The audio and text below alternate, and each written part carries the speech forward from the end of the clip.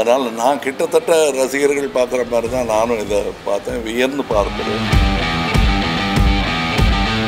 உலக என்டர்டெயின்மெண்ட் அதை நோக்கி இந்திய சினிமா நகர்ந்து கொண்டிருக்கிறது என்பதற்கான பல அடையாளங்கள் சமீப காலங்களாக வந்து கொண்டிருக்கின்றன.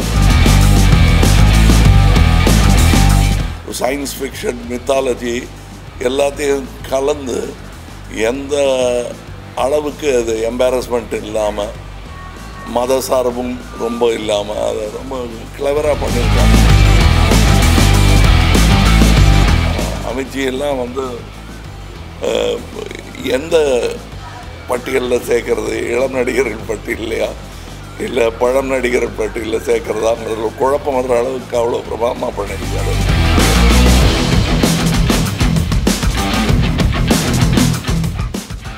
இது ரெகுலராக வர்ற பாட்டுகள் அந்த மாதிரியெல்லாம் பண்ணாமல் வித்தியாசமாக ஆனால் ஜனரஞ்சகமாக செய்திருக்கும் ஒரு முயற்சி.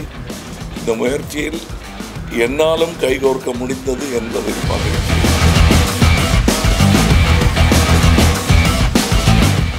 வணக்கம்.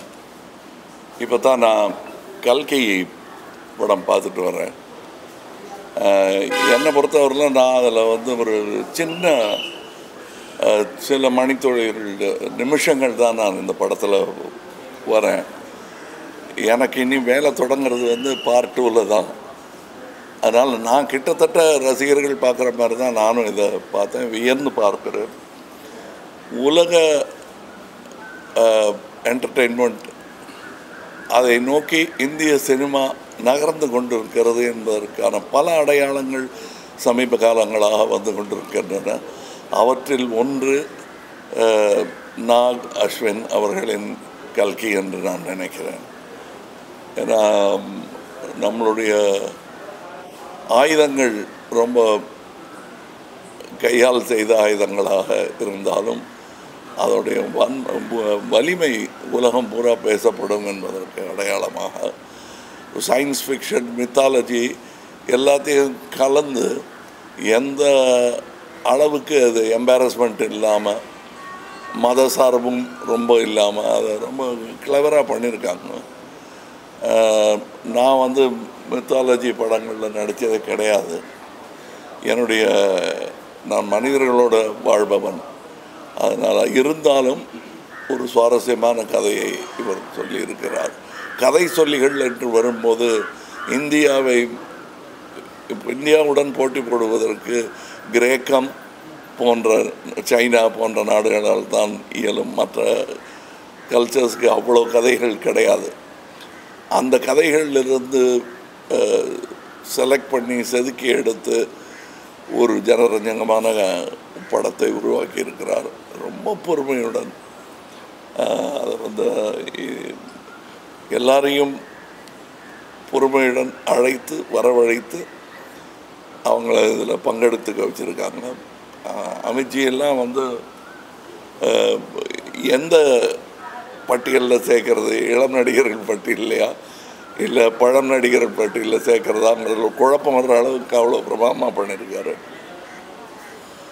இதில் வரக்கூடிய இது வந்து ரெகுலர் ஒரு ஆந்திராவில் இருந்தோ அல்லது வடநாட்டில் இருந்தோ ஒரு படம் வரும்போது ஒரு டியூட் எத்தனை இருக்குது, ஃபைட் எத்தனை இருக்குதுன்னு, இதில் டியூட் எத்தனை இருக்குதுன்னு கேட்டால் இல்லைன்னு கூட தைரியமாக சொல்லலாம்.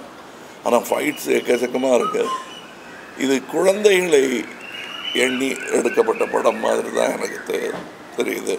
நீங்கள் என்ன தாடியில் கொஞ்சம் வெள்ளை தெரியுது, நீங்கள் குழந்தைகள் படத்தை ரசிக்கிறீங்கன்னா எல்லாருக்குள்ளேயும் குழந்தை இருக்கிறது என்பதை நினைவுபடுத்தும் ஒரு படம்.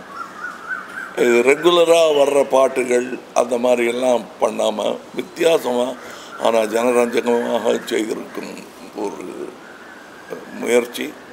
இந்த முயற்சியில் என்னாலும் கைகோர்க்க முடிந்தது என்பதில் மகிழ்ச்சி. இனியும் இந்த கூட்டு முயற்சி தொடரும் என்பது தான் எனக்கு மனதில் சந்தோஷமாக இருக்கிறது.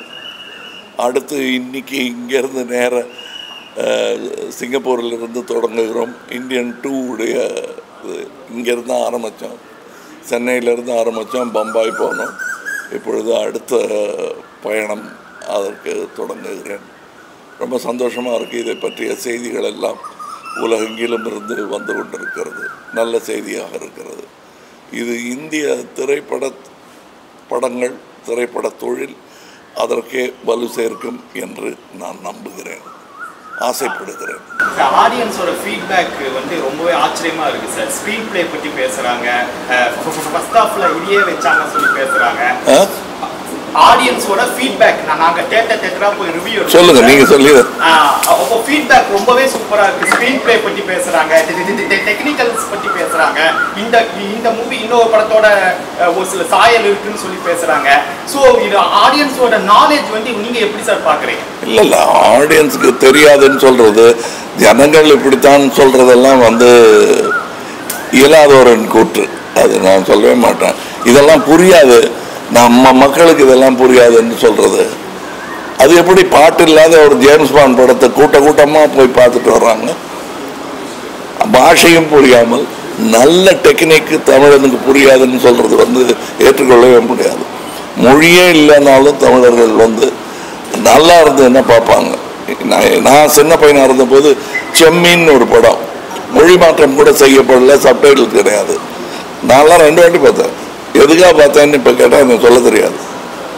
ஆனால் எல்லாரும் போய் பார்த்தாங்க. சென்னையில் 100 நாள் ஓடிச்சுன்னு நினைக்கிறேன், ஞாபகம் இல்லை.